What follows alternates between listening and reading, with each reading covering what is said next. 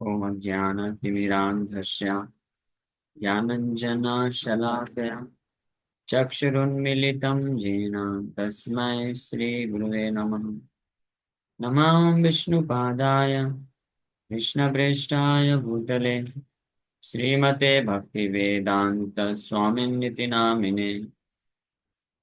नमस्ते सारस्वते देवे गौरवाणी प्रचारिणे निर्विशेष शून्यवादी पाश्चात्यदेशतारिणे नित्यानंद नमस्तुभ्यं प्रेमानंद प्रदायिने कलौ कल्मषनाशाय जानवापतये नमः। नमो महावदन्याय कृष्ण प्रेम प्रदायते कृष्णाय कृष्ण चैतन्य नामने गौरतुसे नमः। जय श्री कृष्ण चैतन्य प्रभु नित्यानंद श्री अद्वैत गदाधर शिवासादि गौर भक्त वृंद। हरे कृष्णा कृष्णा कृष्णा हरे हरे हरे राम राम राम हरे हरे। हरे कृष्णा। तो आप सभी भक्तों का हार्दिक स्वागत है आज के श्रीमद् भगवद गीता के चर्चा में। तो हम लोग चर्चा कर रहे हैं श्रीमद् भगवद गीता चैप्टर 6 16वां अध्याय ध्यान योग, और इसका श्लोक संख्या 30 पे चर्चा करेंगे आज। 29 नंबर श्लोक पे कल चर्चा किए थे। ध्यान योग पे जो स्थित होकर के या योग मार्ग में, कोई भी योग मार्ग में स्थित होकर के व्यक्ति दृढ़ता पूर्वक साधन करता है अपने समस्त मन और इंद्रियों को नियंत्रित करते हुए, तो जब सिद्धि की अवस्था में पहुंचता है तो इस साक्षात्कार को प्राप्त करता है। सर्वभूत स्थमात्मानम सर्वभूतानि चात्मन। एक क्षते, एक क्षते में इसको देखता है, देख सकता है या रियलाइज कर सकता है कि हर जीवात्माओं के हृदय में भगवान परमात्मा के रूप में है, और हर जीवात्मा भगवान का अंश होने के कारण भगवान पे निर्भर है पूर्ण रूप से। कौन देख सकता है, रियलाइज कर सकता है? योग युक्त आत्मा, जो भगवान से योग है, योग में है या अच्छे से युक्त है। और इसी को सर्वत्र समदर्शन बोलते हैं। आध्यात्मिक स्तर पे समानता को समझ पाना, इसी को समदर्शन बोला जाता है। ये है मीनिंग, सीइंग इक्वली। भौतिक स्तर पे समदर्शन नहीं होता है, आध्यात्मिक स्तर। अब इसके पश्चात भगवान नेक्स्ट श्लोक जो आज हम लोग चर्चा कर रहे हैं, हाँ, बताते हैं आगे।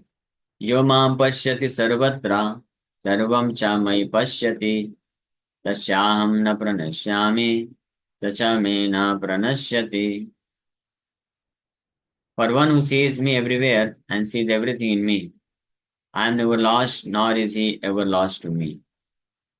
यो माम पश्यति सर्वत्र, जो भी व्यक्ति, यो माम मतलब जो भी व्यक्ति मुझे, पश्यति, पश्यति मतलब देख सकता है। ये साक्षात्कार की बात है, साक्षात्कार प्राप्त कर सकता है।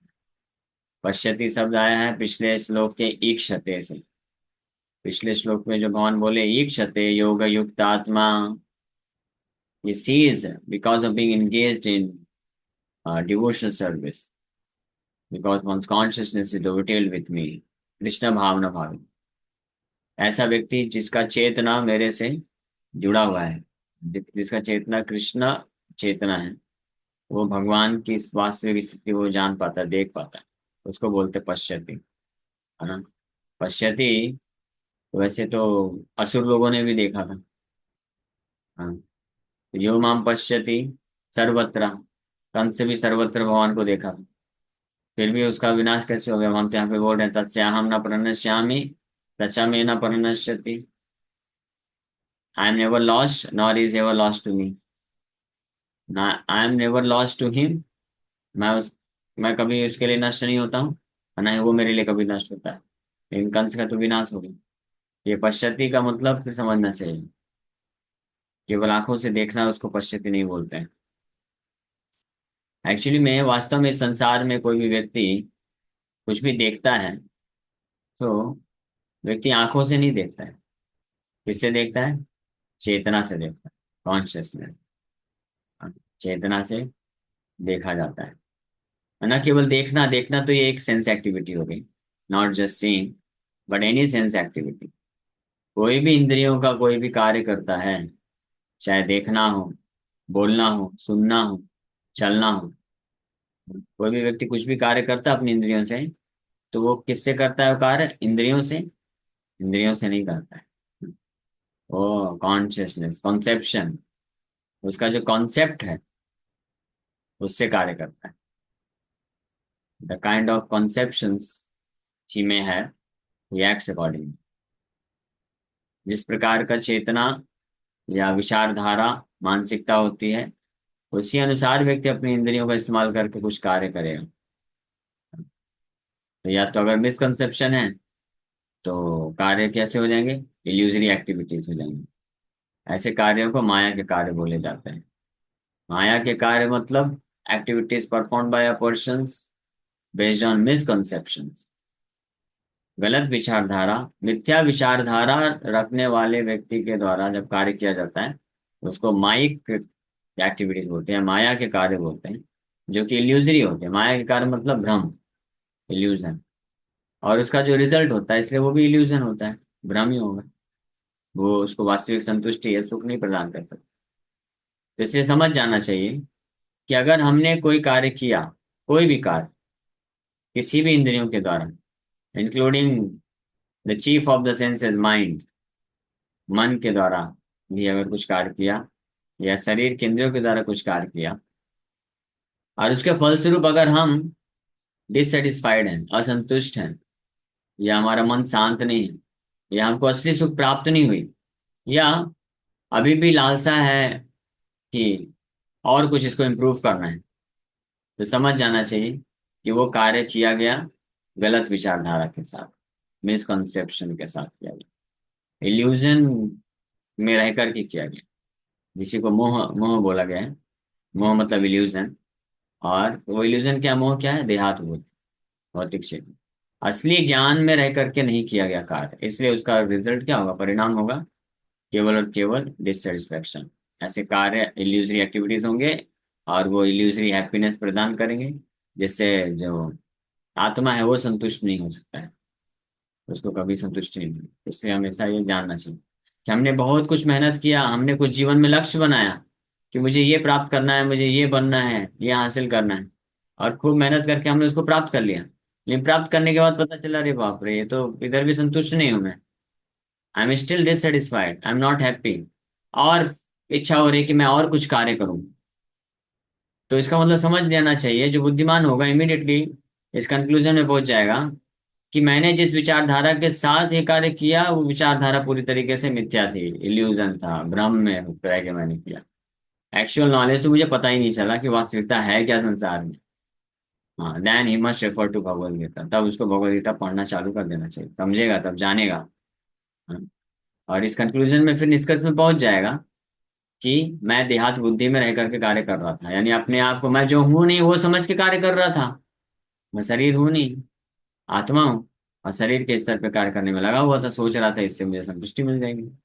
ये उसी प्रकार से है जैसे कि पेड़ है या कोई पौधा है, उसको ग्रो कराना है तो जड़ में पानी ना दे करके केवल फूल और पत्तों में पानी दे दिया बस। तो कुछ दिन तक तो फूल और पत्तों में पानी पड़ने के कारण धूल वगैरह साफ हो जाएगा, तो हरा भरा दिखेगा, चमकेगा। लेकिन एक हफ्ते, 10 दिन, 15 दिन के बाद पता चलेगा ये सूखता क्यों जा रहा है। पानी जब डालता था तो बहुत अच्छा चमकता था। हाँ, वैसे भौतिक कार्य जब करता था लोग इतना प्रशंसा करते थे, वाह बहुत अच्छा, बहुत अच्छा। लेकिन उसका नतीजा कुछ साल के बाद या कुछ महीने के बाद, मुझे कुछ मिल क्यों नहीं रहा, संतुष्टि क्यों मिल रही है, ऐसा वैक्यूम वैक्यूम क्यों लग रहा है मेरे को। हाँ, क्योंकि आपने जड़ में पानी नहीं दिया, केवल फूल और पत्ते को सींचते रहे। जड़ मतलब आत्मा के स्तर पे कार्य ही नहीं किया, क्योंकि हम ये शरीर नहीं है, हम आत्मा है, आत्मा के लिए कुछ ध्यान दिया ही नहीं, इसलिए डिससेटिस्फेक्शन। तो पश्यति, यहाँ पे जो भगवान बोल रहे हैं, पश्यति मतलब पश्यति, पश्यति ज्ञान चक्षुषा। अन्यत्र ये बताया गया है, elsewhere Lord Krishna says, पश्यति ज्ञान चक्षुषा। One can see things as they are with the eyes of jnana, chakshu, with the eyes of jnana और knowledge। और ज्ञान मतलब अपना खुद का मेंटल स्पेकुलेशन नहीं, हमारे खुद के संसार में रहते हुए अनुभव के अनुसार वो ज्ञान नहीं है। वो तो मन, वो मेंटल स्पेकुलेशन बोला गया है उसमें। ज्ञान मतलब जो शास्त्र बताते हैं उसको ज्ञान बोला जाता है। तो शास्त्र चक्षु या ज्ञान चक्षु पे आधारित जो कोई देखता है वो वास्तव में पश्यति करता है, देखता है।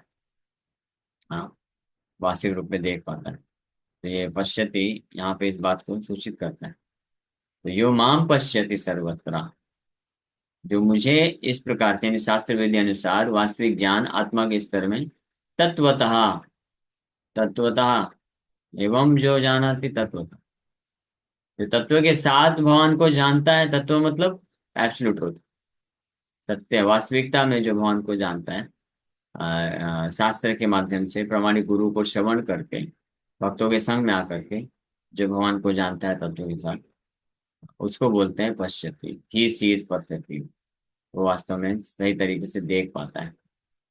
तो ऐसा व्यक्ति, यो माम पश्यति, जो मुझे देखता है सर्वत्र हर जगह। और कौन देखता है? जो जो है प्रमाणिक वैष्णव के आश्रय में रह करके गीता के शिक्षाओं को प्राप्त करता है, वो देख सकता है। भगवत गीता ही वो ज्ञान चक्षु है। भगवत गीता क्योंकि भगवान खुद बोले, तो इसलिए इसमें परफेक्ट नॉलेज है भगवान को दिखाने के लिए।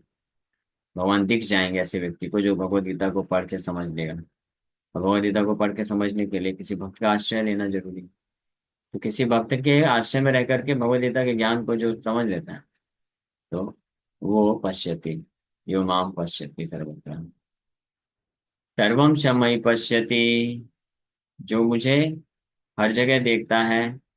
यानी भगवान हर जगह, पिछले श्लोक में जो बताया, सर्वभूतानि आत्मस्थम, सर्वभूत स्थम आत्मान, सर्वभूत स्थम आत्मान, उसको बोलते हैं पश्यति सर्वत्र। भगवान हर जगह विद्यमान है, इन इस पर्सनल फॉर्म, अपने व्यक्तिगत रूप परमात्मा के रूप में भी विद्यमान है, और इन इस फॉर्म एज एनर्जी, अपनी शक्ति के रूप में भी भगवान विद्यमान है। इसको बोलते हैं सर्वत्र। और वासुदेव का अर्थ भी यही होता है। वासुदेव मतलब, और विष्णु का अर्थ भी यही होता है, ऑल परवेडिंग, जो हर जगह व्याप्त है, सर्वव्यापी है। तो सर्वव्यापी का अर्थ ये नहीं है कि भगवान का अस्तित्व नहीं है। तो कुछ जो होते हैं मायावादी होते हैं, निराकारवादी, इम्पर्सनलिस्ट फिलोसोफर, तो इसको गलत समझते हैं। वो सोचते हैं कि अगर भगवान सर्वव्यापी हैं तो उनका फिर एक स्वरूप कैसे हो सकता है, रूप नहीं होना चाहिए, ऐसा वो सोचते हैं। दैट इज देयर मिसकंसेप्शन, उनकी मिथ्या विचारधारा है। क्योंकि भगवान सर्वव्यापी के साथ साथ सर्वशक्तिमान भी है।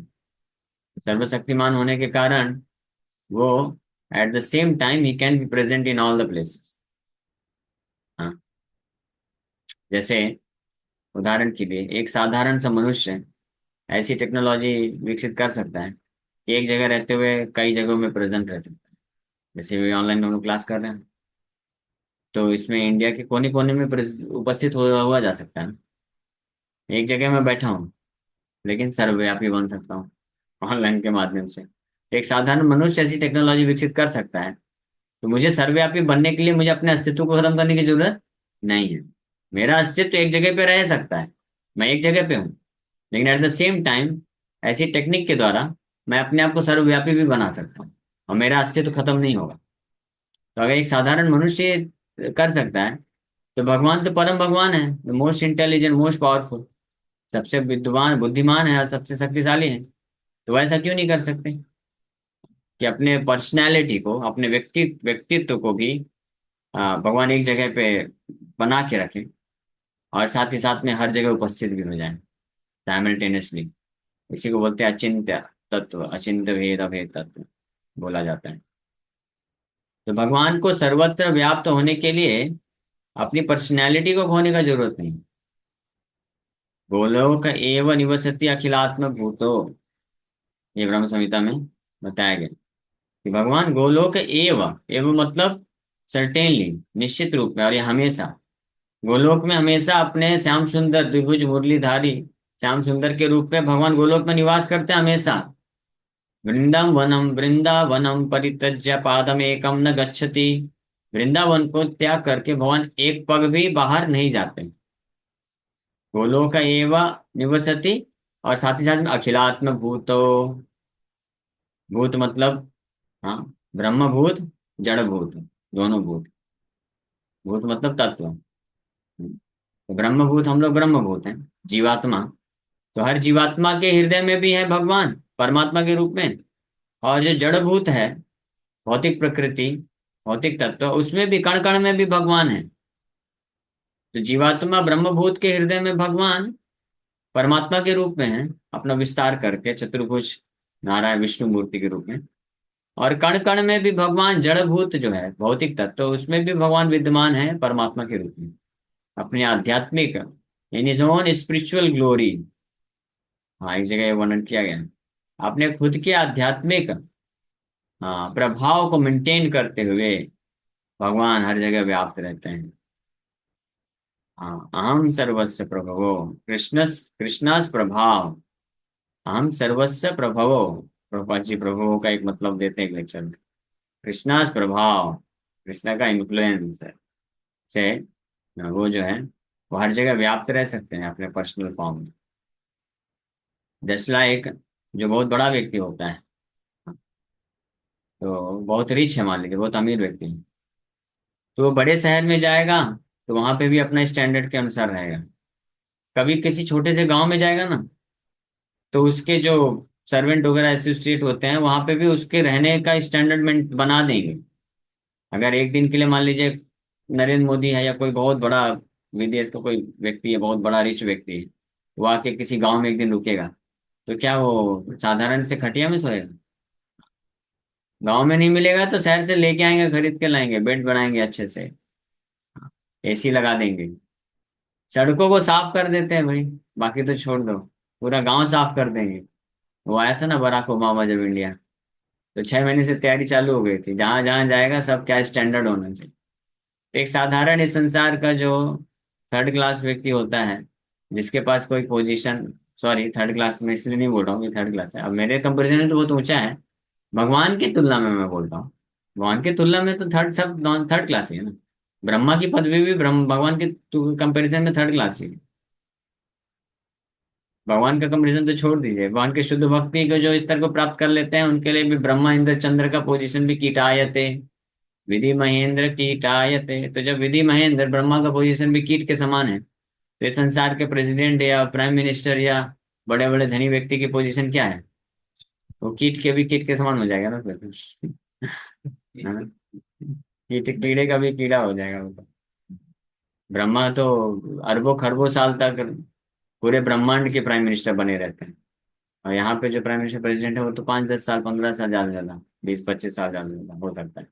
और जो धनी व्यक्ति हैं वो भी कितने साल, 20-25-40-50 साल की, जैसे मृत्यु और फिर नहीं सब कुछ।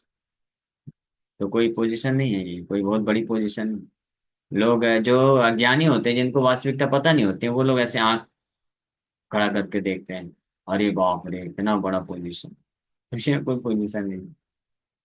तो कह रहे नहीं, मैं क्यों बता रहे थे, आप भटका दिए उसमें। थर्ड क्लास बोला तो आप ऐसा रिएक्शन दिए, क्या था, क्यों बता रहा था मैं? ब्रह्मा, कोई ऑनलाइन बता सकते हैं। लिंक टूट जाता है कभी कभी। हरे कृष्णा। तो जब कोई बहुत बड़ा व्यक्ति भी आता है, तो वो कहीं छोटे से स्थान में जाएगा, तो उसका जो स्टैंडर्ड है तो मेंटेन करके जाता है, सब अरेंजमेंट कर दिया जाता है। तो इसी प्रकार से भगवान, भगवान तो परम भगवान है, सुप्रीम पर्सनैलिटी ऑफ गॉड। तो वो भौतिक जगत में भी आएंगे तो उनका अपना स्टैंडर्ड बना के रखते हैं, ये ऑलवेज रिमेन्स स्पिरिचुअल, हमेशा आध्यात्मिक रहते हैं, अपने इन इज ओन स्पिरिचुअल ग्लोरी, अपनी आध्यात्मिक महिमा को बरकरार रखते हैं भगवान। सुअर के शरीर, सुअर के हृदय में भी भगवान रहेंगे, तो he is in his own glory, अपनी खुद की महिमा में हम मस्त। उसको बोलते हैं ना, अपनी ठाठ में रहना। हाँ, अपनी ठाठ में रहना। तो उस प्रकार से तो भौतिक तत्वों में भी भगवान जो है अपने सच्चिदानंद स्वरूप में रहते हैं। ये वैष्णव अंडरस्टैंडिंग है, परफेक्ट अंडरस्टैंडिंग। नहीं, अगर दूसरा भी भाव में देखा जाए, हाँ, तो शक्ति के रूप में भी भगवान, अगर बोले कि शक्ति है, तो हर जो वस्तुएं हैं, भूमि रापो नलो वायु खम मनो बुद्धि रे वचन, ये भगवान की शक्ति है। और भगवान की शक्ति भगवान से अभिन्न है, तो अपनी शक्ति के माध्यम से हर जगह व्याप्त है भगवान, ये भी बोल सकते हैं। But personally also is present, क्यों नहीं हो सकते? भगवान अचिंत्य शक्ति है उनके पास, तो पर्सनली हर जगह प्रेजेंट हो सकते हैं। हाँ, ये पॉसिबल है।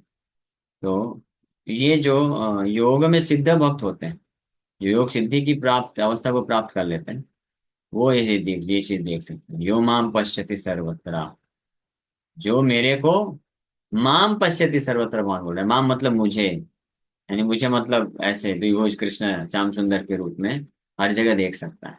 हाँ, इसलिए प्रभुपाद जी तात्पर्य में हम लोग चर्चा करेंगे।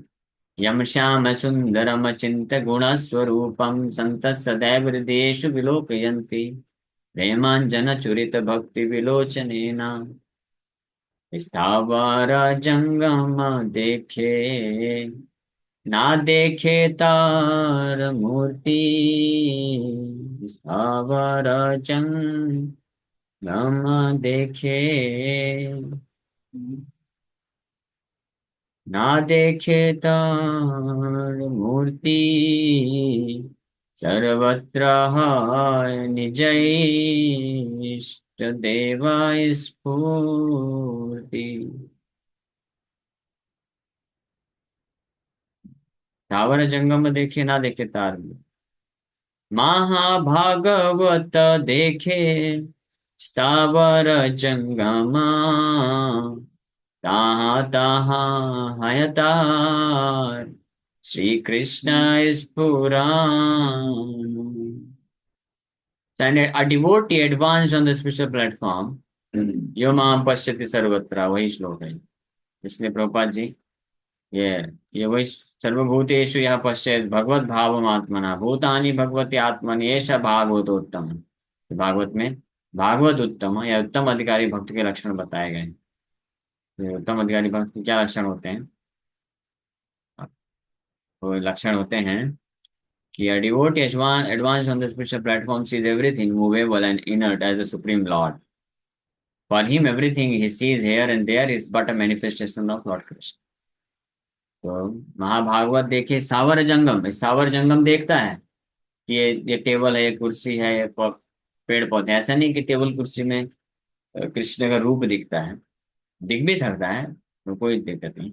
लेकिन स्थावर वस्तु को देखता है कि हाँ ये गिलास रखा है, ये टेबल रखा है, ये चेयर रखा है, वो ये देखता है। लेकिन तहाँ तहाँ है तार श्री कृष्ण स्फुरन, श्री कृष्ण का स्फुरन आ जाता है। स्फुरन का मतलब होता है मैनिफेस्टेशन, श्याम सुंदर रूप में मैनिफेस्ट कर जाते हैं उसके चेतना में। तो श्री कृष्ण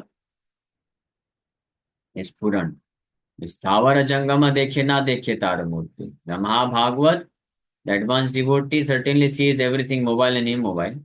सर्टेनली वो देखता है, कोई स्थिर वस्तु है, कोई चलायमान वस्तु है, व्यक्ति है, जीव है, but he does not exactly see their form. वास्तव में उनको उस रूप में नहीं देखता है। Rather everywhere he immediately sees manifest the form of the supreme lord. इष्ट देव, अपने प्रिय भगवान को की स्फूर्ति उसको हो जाती है। इसी चीज को वहां यहाँ पे बोल रहे हैं, यो माम पश्यति सर्वत्र, तो मुझे हर जगह देखता है। और केवल इतना ही नहीं, तो कोई व्यक्ति इसको गलत समझ सकता है।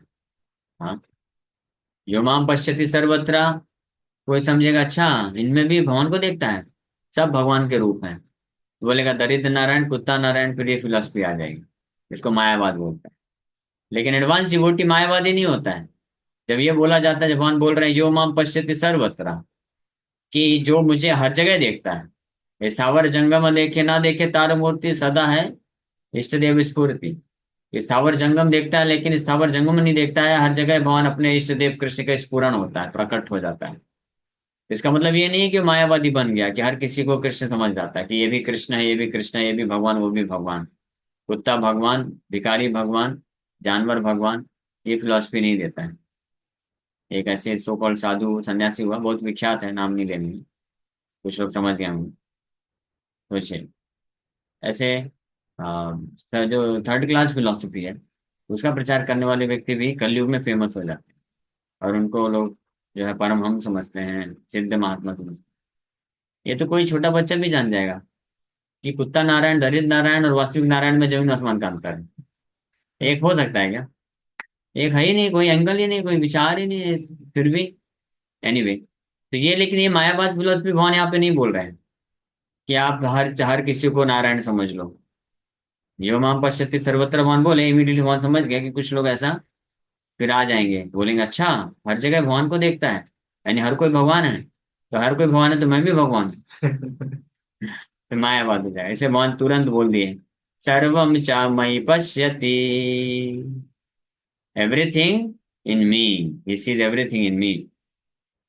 For one who sees me everywhere, मुझे जो हर जगह देखता है, and sees everything in me, हर चीज मेरे में देखता है, मतलब everything is dependent upon Krishna, हर चीज भगवान पे निर्भर है। भगवान स्वामी है, भगवान हमेशा श्रेष्ठ है। तो ये सर्वम च मयि पश्यति मतलब भगवान हर जगह है, लेकिन भगवान हर जगह हर वस्तु में है, लेकिन हर वस्तु भगवान में। इसी का खंडन करने के लिए भगवान दूसरा लाइन बोल दिया, सर्वम च मयि पश्यति। हाँ? तो भगवान जैसे मोबाइल फोन है, ये टेबल है, कुर्सी है, तो भगवान इसमें है, लेकिन ये मोबाइल फोन भगवान में। कहने का मतलब ये है कि भगवान इस मोबाइल फोन में है, लेकिन आप इस मोबाइल फोन को रख के पूजा नहीं कर सकते। कृष्णा भोग लगा रहे हैं, आपको खा लो। हाँ? जैसे प्रभु जी बैठे हैं सामने, तो भगवान ये प्रभु जी के अंदर हैं, लेकिन ये प्रभु जी भगवान नहीं है। इस चीज को बोलने के लिए भगवान बोल दिए सर्वम च मयि पश्यति। और इसी चीज को बड़े स्पष्ट तरीके में एक और श्लोक में बोलते हैं, सर्वभूतानि, नहीं, मत स्थानि सर्वभूतानि ना चाहम तेषु अवस्थिता, मत स्थानि, स्थानि सर्वभूतानि, मत स्थानि सर्वभूतानि नाहम नाहम न चाहम तेषु अवस्थिता। 9वें अध्याय में भगवान इसको और स्पष्ट बोलेंगे। हाँ, न च मत स्थानि भूतानि पश्चिम योगमेश्वर, नहीं, मत स्थानि सर्वभूतानि न चाहम तेषु अवस्थिता। कौन सा श्लोक है वो?